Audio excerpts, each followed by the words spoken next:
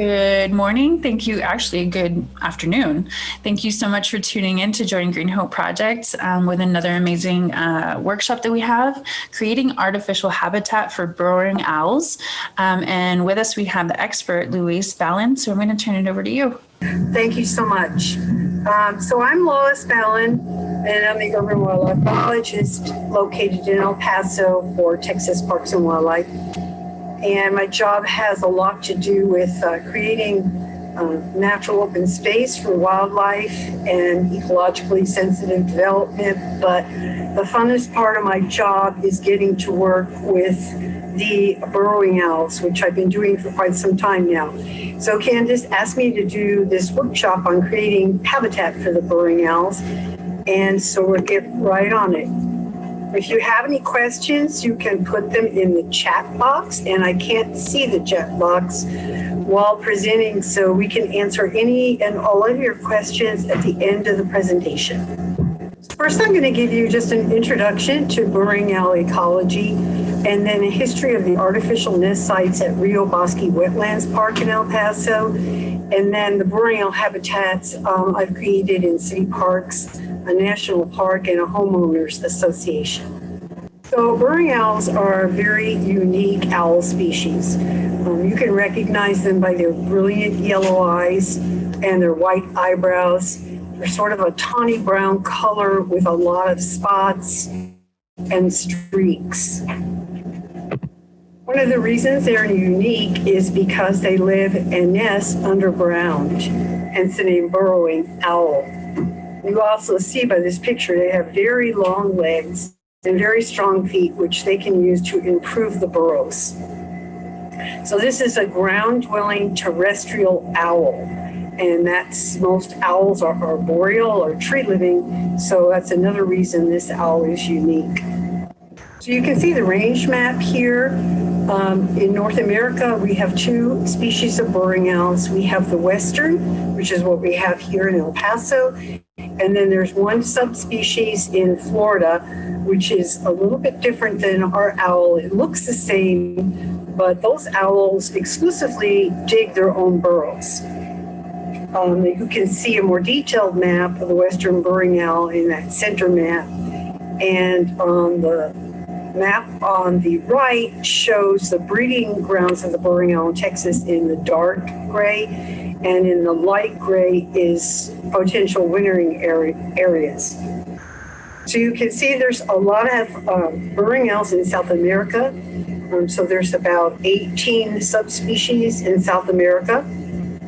They are endangered in Canada and in Florida, and they're a species of special conservation need in Mexico and 10 U.S. states. So in Texas, the burrowing owl is listed as a species of greatest conservation need. This is an owl of open area habitats with very short vegetation. Because they are ground dwelling, they need to see all around them to look out for predators, and they are constantly looking.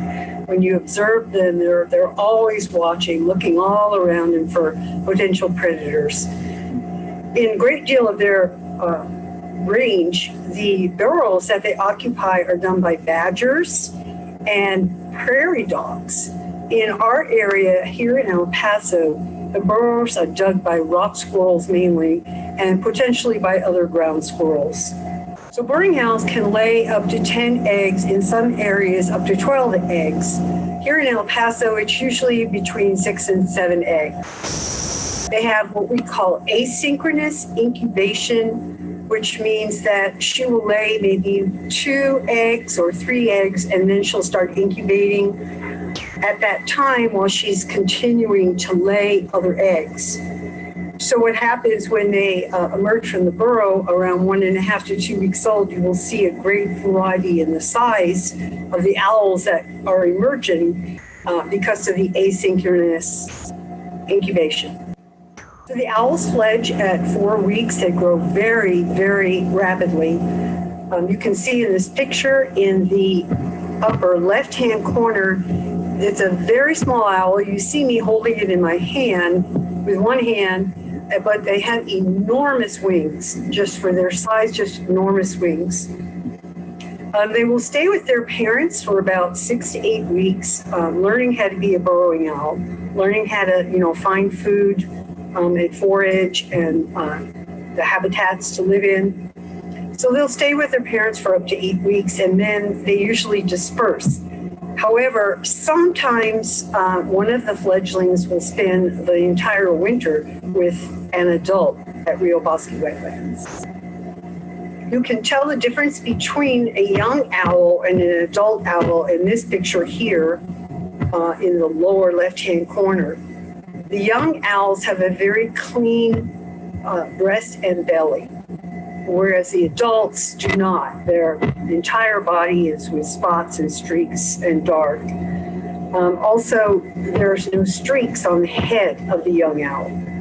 But by the time they're juveniles, juveniles around 6 weeks old, it's literally impossible to distinguish them between the adults. They look just like the adults, only with a fresher, cleaner plumage, and they usually have a bit of a baby look about them. So there's a decline in the the western burrowing owls, mainly because of loss of habitat in grasslands in the United States due to development and urbanization.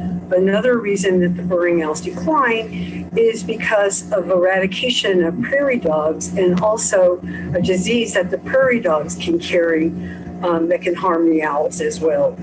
Well, the really neat thing about these owls is the fact that they are so adaptable to the human presence. So they readily, in El Paso, will occupy urban ecosystems. And one of the reasons is they are very opportunistic predators. So these owls forage on anything and everything. The studies that I've done show that invertebrates are about 80% of their diet, but they eat a lot of reptiles, they eat amphibians, they eat birds, and lots and lots of different kinds of insects. So they have a very wide variety of diet. But you find them living in these places in El Paso, like a variety of different types of drainage pipes, as shown in this picture here. They also are occupying high school track areas that are outside with gently sloping hills, sandy hills, pilings, concrete pilings, holes in concrete pilings. You'll find them on golf courses. But they also will occupy these areas in parking lots, cracks under sidewalks, close to streets. These areas are potentially hazardous to the eggs and also the owls. Because they're so adaptable, they will readily accept these artificial nest sites in El Paso. But the catch is that is only if burrowing owls are already present in the area. So if burrowing owls are already living in the area, they will find these habitats and readily occupy them. If they're not, it's sort of like a crapshoot that they will find them. In many cases, they don't. So the first place I got involved with the burrowing owls is at the Rio Bosque Wetlands Park in El Paso. The burrowing owls were first seen at the park by the manager in 1998, so we knew that they were present in the area. The first artificial nest sites began in 2006 with some Eagle Scout projects. But in 2011, my department, TPWD, initiated a long-term descriptive study at this park to study the owls. So from 2012 through 2021, currently, various artificial nest sites were designed, installed, and monitored at 15 different sites over those years. The owls were captured and abandoned to determine nest site fidelity. So the objectives that we had were to design the best artificial nest sites for the greatest owl productivity, and we would use this information to look at efficacy for burrowing owl mitigation and restoration projects. We monitored the nest sites for reproduction, prey items, and behavior using the banding, infrared cameras, trail cameras, and burrow cameras that actually go right inside of the burrow. And we also wanted to look at the residency status of burrowing owls here and determine their site fidelity. Site fidelity is when a bird will return to the same site that it was born at. So this is a study area. It's almost in Socorro, not quite, but it borders the Rio Grande and the border fence, which you can see in that lower right picture.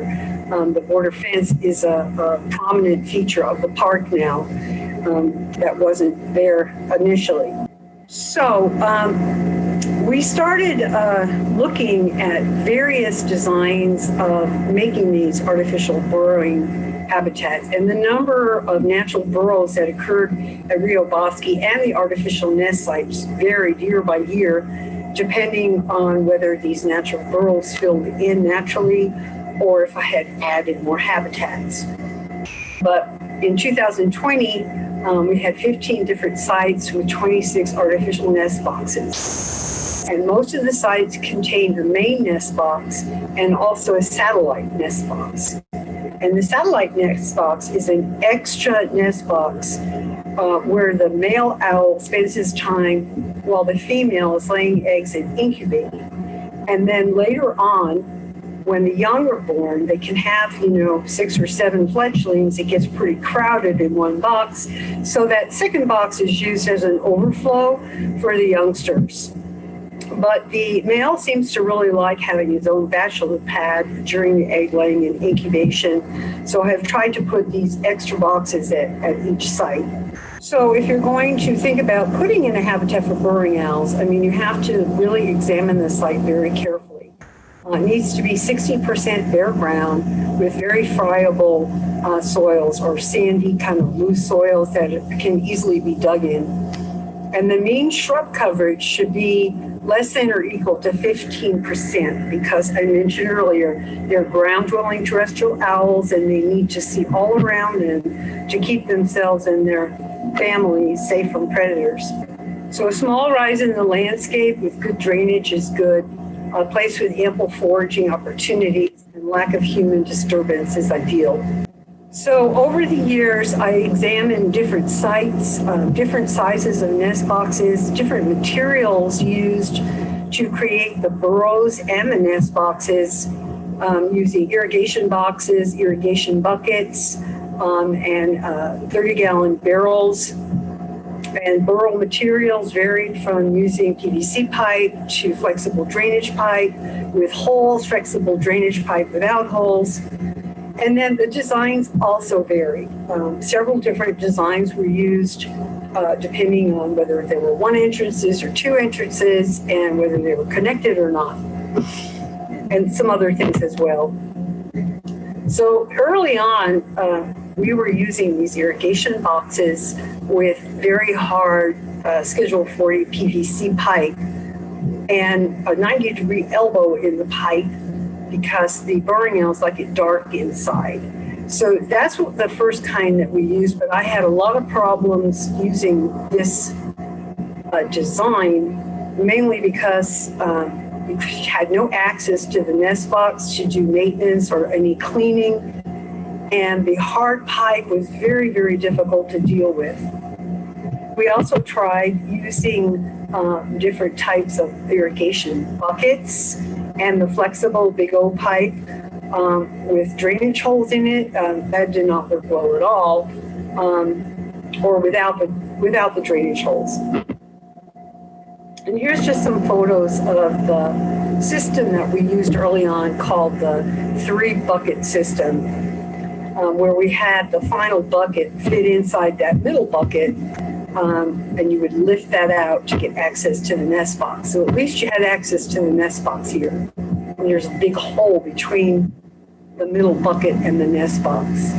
So that was an improvement to get access to the nest box. And then we started using half of 30-gallon poly, they're a hard plastic barrel. These are barrels I got donated from Dr. Pepper. So they had Dr. Pepper syrup in them. I would just rinse them out and we could make 2 nest boxes out of 1 30-gallon barrel. And then we started using 5-gallon buckets to get the right depth under the soil. And again, to have access to the nest box. Here's just some photos of how we went about doing that. mark the barrels in with a pencil mark to know where to cut them in half. We cut holes in them with a special tool that we use to cut those round holes. And then we cut holes in the top for the bucket and holes in the bottom of the bucket to have access inside the nest box. And then you can see on the bottom some pictures of installation. This was early on, and we were still using the PVC pipe with this method of the barrel and the bucket.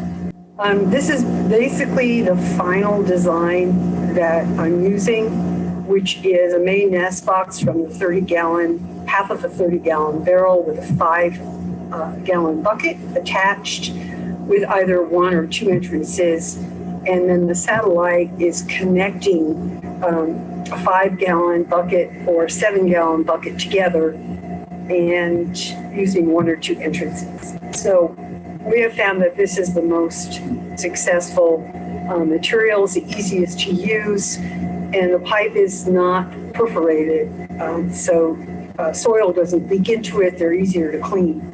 And then a couple of years ago, we did one more thing to the design just to try to clarify exactly which of these nests a female preferred to nest in. So a couple sites, I made it with connecting nest boxes. They were actually connected, and we connected them using the barrels and buckets, and we connected them just using buckets.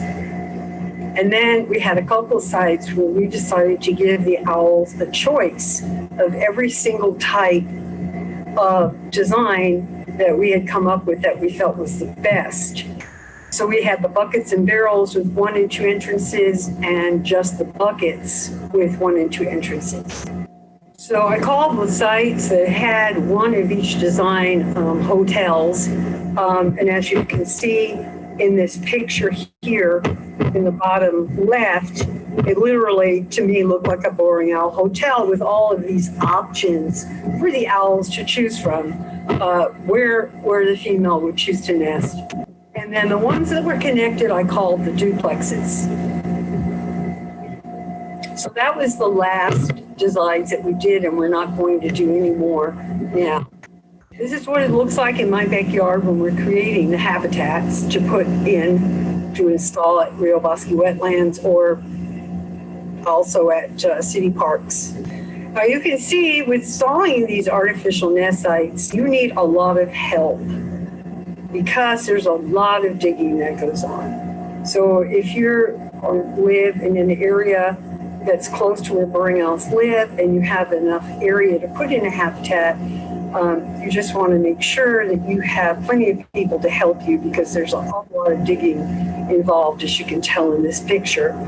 And sometimes the soils are pretty hard. They can be pretty hard here in El Paso if you hit some caliche, as you can see in that picture on the left.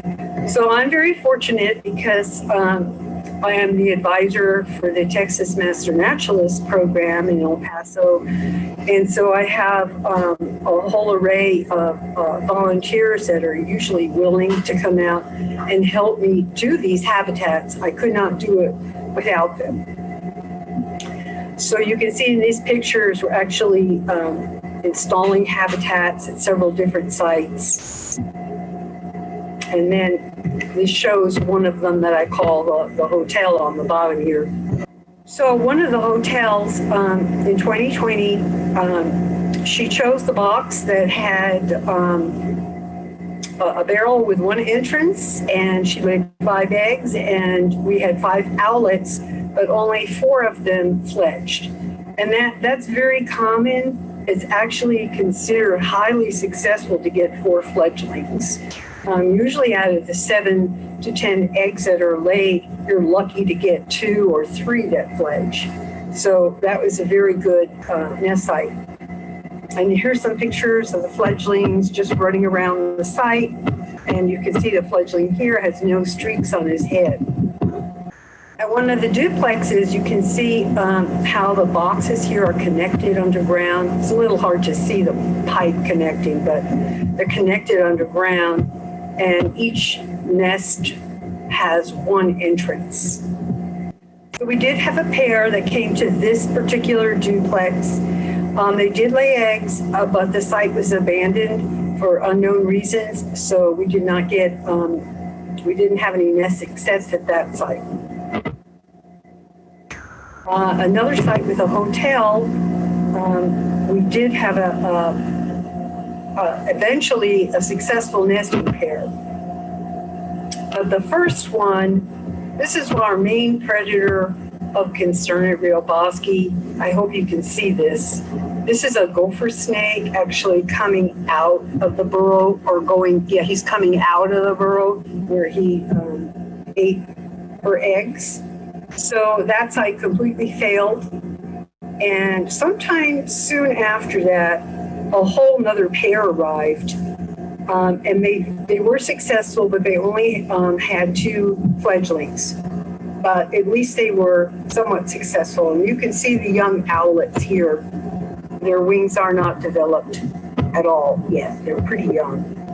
And this is a picture that I get from using the burrow cam, where I can put a camera underground inside the burrow. You can actually see the eggs here and the owl. And then at the other duplex, because remember I said we had 2 hotels and 2 duplexes, plus all the other habitats at Rio Bosque. And you can see again, the boxes are connected, and all those people that are helping me install the habitat. So this site was very successful. Out of 7 eggs that were laid, we did have 6 owlets come out, and all 6 of them fledged, which is really, really successful. In the upper left-hand corner here, you can see very young owlets. These are maybe 1 or 2 days old at the most. And then you can see them here. They're still not fledged, but they're out of the burrow. They're probably 2.5 weeks old. You can see they don't even have tails yet. And then here they're fledged. You can see they're still young. They don't have the markings, but you can see the wings are developed very well. So here's some of the summary results between 2013 and 2020 at Rio Bosque. All of the natural burrows that existed at Rio Bosque wetlands, where owls used to nest, were all completely filled in with soil. So the last 2 or 3 years, we didn't have any natural burrows at Rio Bosque. Even though the owls are capable of digging out the soil that accumulated in there, they chose not to. They chose to use the artificial habitats.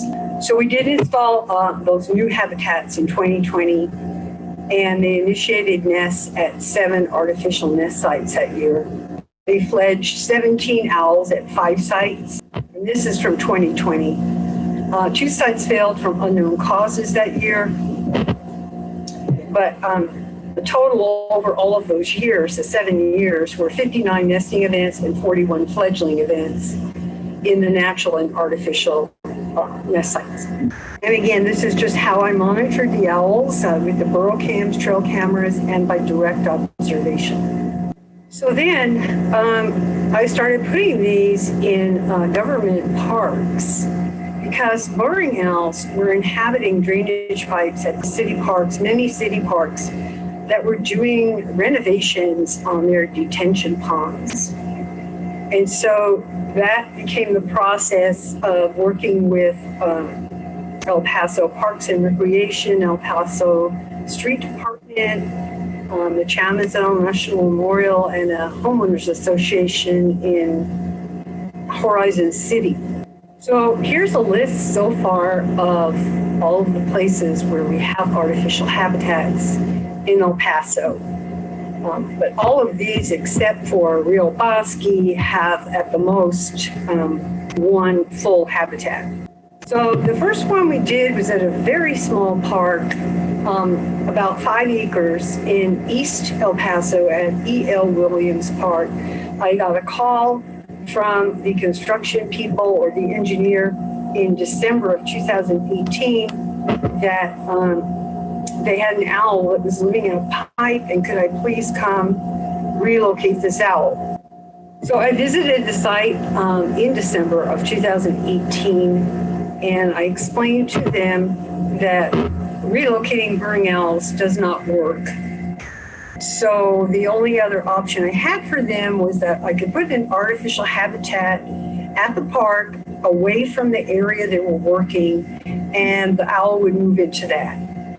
So they were pretty excited about that. So that's what we did. We blocked off the area with caution tape first while we gathered materials to put the habitat in, and they gave me a nice mound of soil to put the habitat in. So we installed that right around New Year's Eve in 2018. So the owl moved directly into the habitat almost immediately, so they could remove those rusty pipes and continue their work. The owl did not find a mate for 2018 or 2019, but he was a continued resident at the park. And in the spring of 2020, he actually found a mate.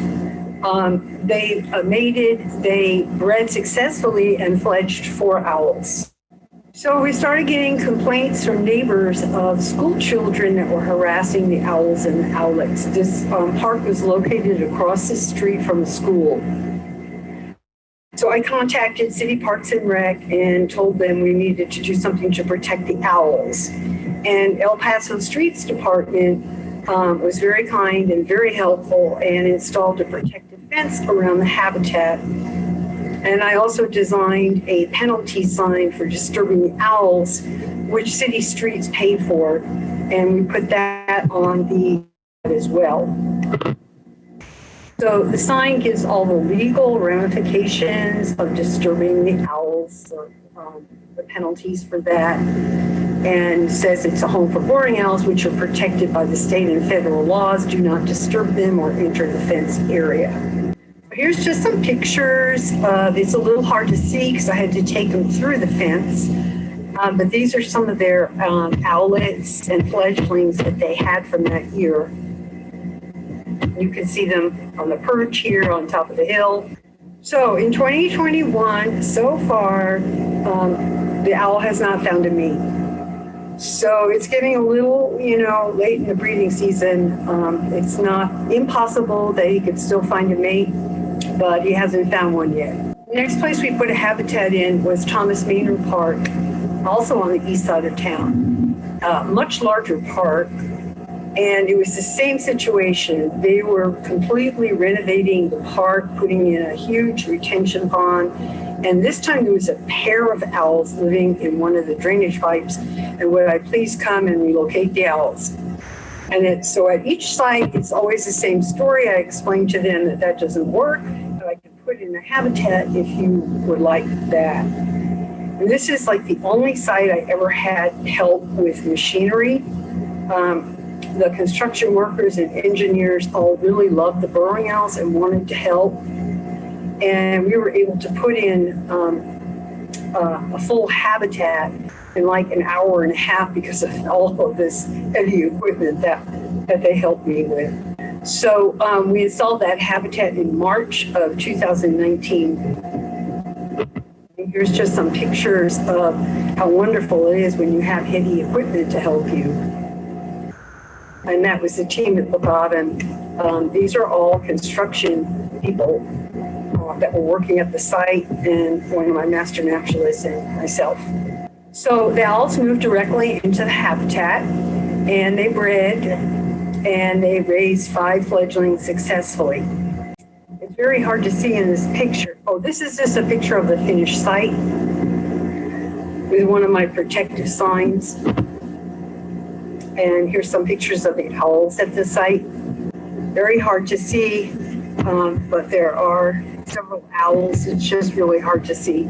So we had the fledglings still at the park in July of 2019. And then we ran into some troubles, like we had some troubles at Yale Williams with kids harassing the owls. So we had some trouble here too. In 2020, we had a breeding pair in April.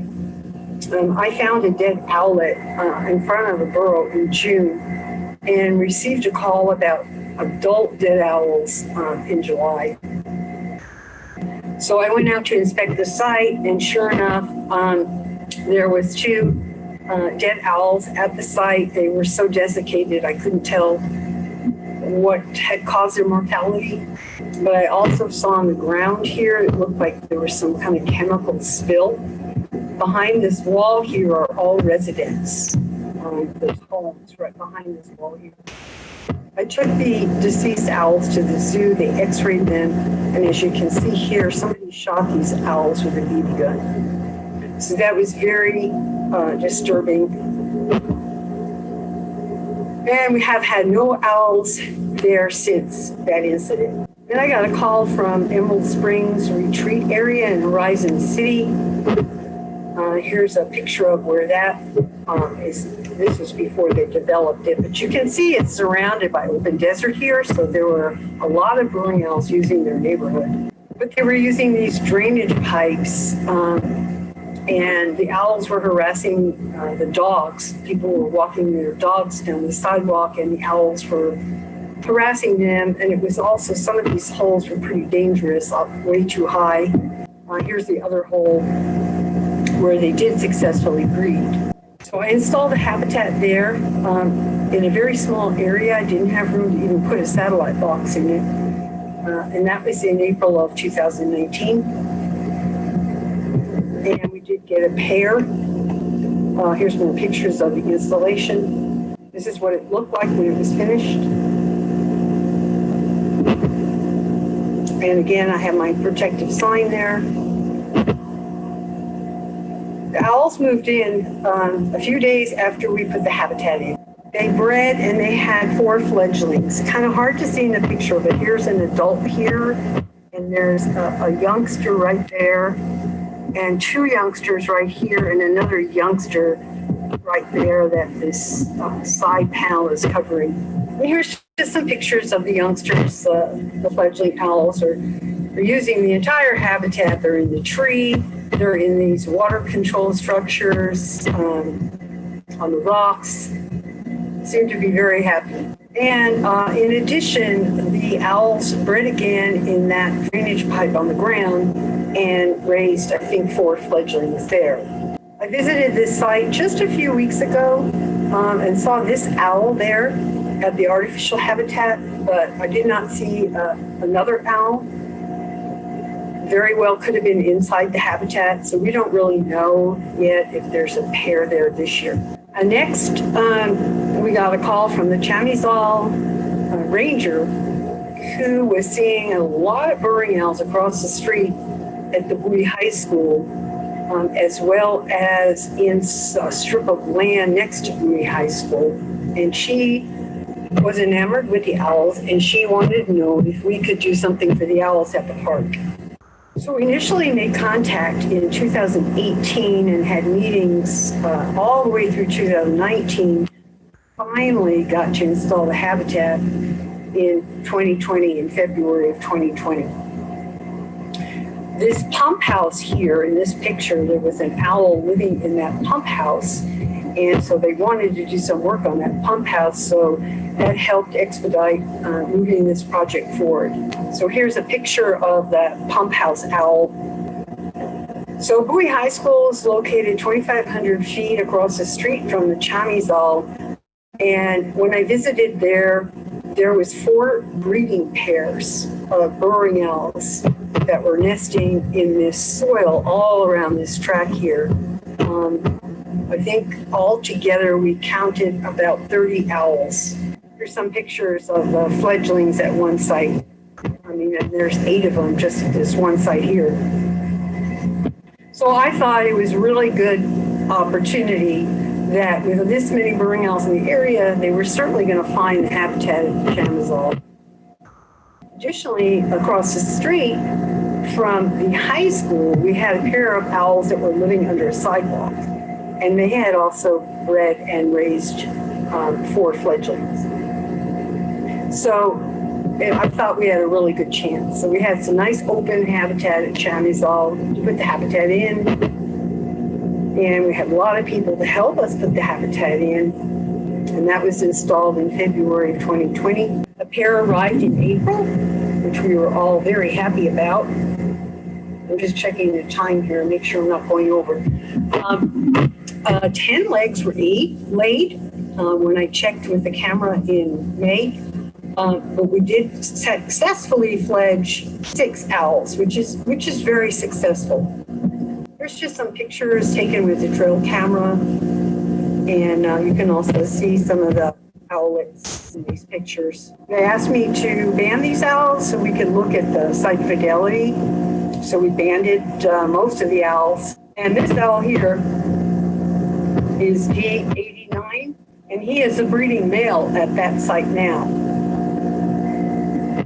this year. So he found a mate, and I looked in there recently, and there's still no eggs, but we're still hoping. I'm going to speed it up a little bit so I don't run over. The next site was at Vocational Pond Park. Now this site was a little bit different. We didn't get any calls about any owls and pipes or anything that needed to be relocated. This was a grant project from the National Recreation and Park Association, and this was a partnership with Creosote Collaboratives and High Desert Native Plants, Parks and Wildlife, and this Natural Resource Park Association to create more wildlife habitat in El Paso. So we were going to do several projects all along the Playa Drain Trail that the Paseo del Norte had developed. So we picked for the owl habitat, Vocational Park Pond, and then the part of the Playa Drain, which is across from the Scardy. So here's pictures of putting in a habitat at Vocational Park Pond and what it looked like when it was done. At this point, I did not have any volunteers to monitor the site, so I wasn't even aware that there were owls there and the owls were breeding. So the first time I went out there was in June of 2020, and then in July I went out again and found 3 fledglings, but when I went out again in August, there was actually 5. So you have to monitor these regularly, and there's only one of me, so it makes it kind of hard. You can see in this picture, here's a whole bunch of the fledglings. So the grant also covered making some kiosks. So there's a really nice educational kiosk at that park. Here's some more pictures of the owls. And then one day in October, somebody drove through the habitat in some kind of off-road vehicle and crushed one of these nest boxes. But when I went to repair it, it turned out it was just the lid, thank goodness. So it wasn't a huge job to fix it.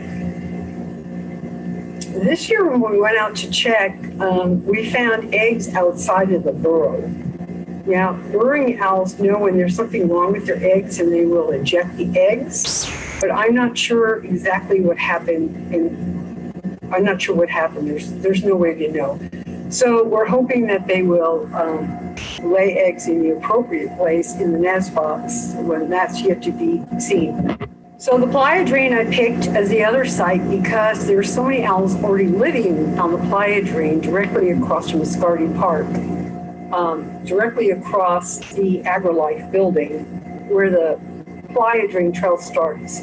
We had owls nesting in great big holes along the Playa Drain here, and it's a couple of natural burrows and in cracks in the sidewalk. So I thought, well, this is a good place to put habitat in. So we had grant money to do this, and we put in a special box there because the city department was going to be driving down there, and we didn't want the owl box to crush. So we put that in February of 2020. We didn't get any breeding owls that year, but the fledglings came over from other sites and used the site. So here's some pictures of fledglings that didn't actually come from that burrow, but they're certainly using the site. And this is the second site. It's a couple hundred feet down the canal from the first one. And again, they didn't nest in it, but you can see all of these young birds came over to use the site. So we felt pretty good about them nesting this year. So this just shows in 2020, we had a total of 43 fledglings. Now this year, at the Playa Drain, we have a lot of action going on. We have owls, pairs of owls in the crack.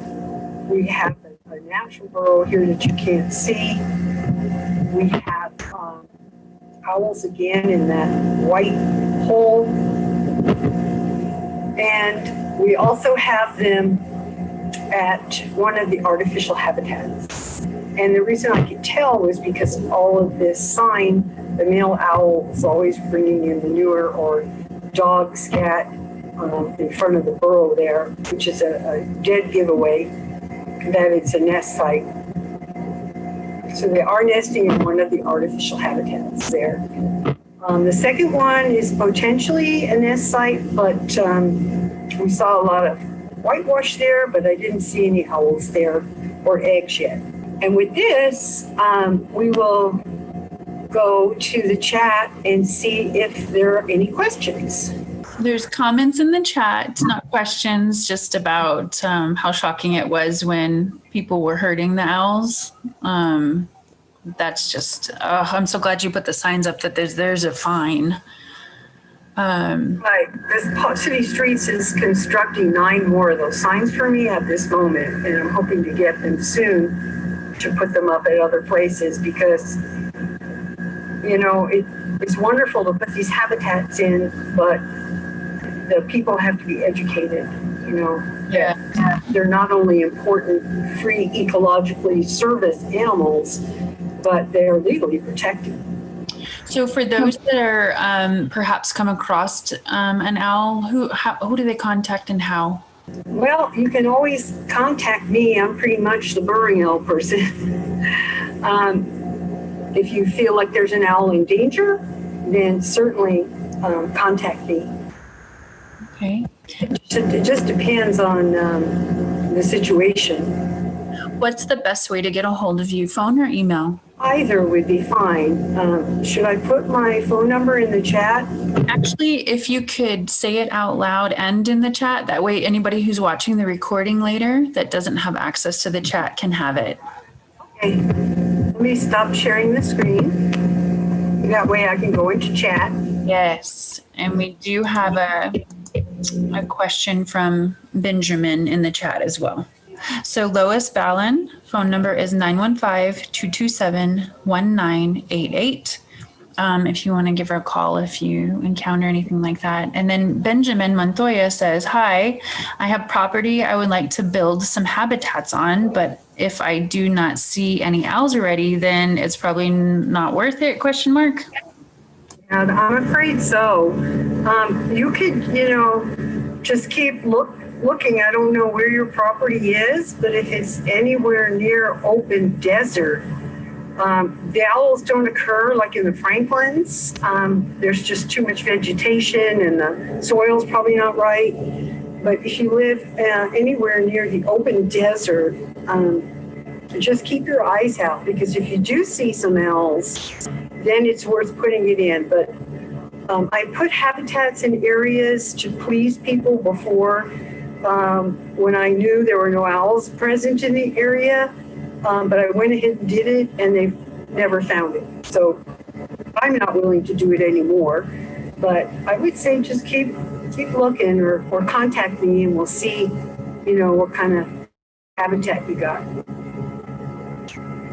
Yeah, and feel free if you guys want to unmute Benjamin if you wanted to comment. All right, thank you. Yes, it is open desert, but I haven't seen anything so far. So I'll just keep an eye out then. Yeah, keep an eye out, because if you do, that would be awesome. It's so much work, and it's just really not worth it if they're not there. They're not there, right? Yeah. And I think we have a little bit of time, 1 or 2 more minutes before our next workshop. Does anybody else want to have any questions or comments? Awesome. Lois, thank you for everything you do. I know that's a lot of work, and that's many, many years of tracking data, and it's a lot of patience. So, I mean, it's well worth it, especially when there's, you know, people and, you know, snakes and everything that's like hindering them, that you're keeping them alive in some respect. So thank you so much for that. We appreciate you. Well, Thank you. And if you know people that live in areas that have space for habitats, the real bosky habitat has completely changed in the last 2 years, and we're not getting as many owls because the vegetation is getting too thick. And so I already lost one nest site this year from a gopher snake again. So I would love to help put some more in an area where you've seen them nearby. So spread the word. So the best thing people can do is if they see and observe owls, maybe even contact you so that you can figure out where they're at. Yeah. Okay. And do you accept volunteers to help with your digs? It looks very laborious. Oh, absolutely. Okay. If anybody would like to help out Lois, please get a hold of her. Again, we've already mentioned her phone number, and her email is in the chat. lois.balin@tpwd, like dog, .texas, spelled out, TEXAS.gov. So thank you again, guys, for attending, and we hope to see you at plenty more workshops. And thank you again for what you do, Lois. We appreciate you. Oh, you're welcome. Bye-bye now. Bye.